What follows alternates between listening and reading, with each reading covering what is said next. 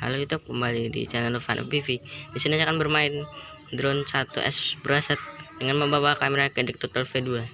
Dan ini FC sudah ditanam khusus ya untuk membawa CADDX Turtle ini. Seperti apa saya bermain? Yuk kita lihat videonya.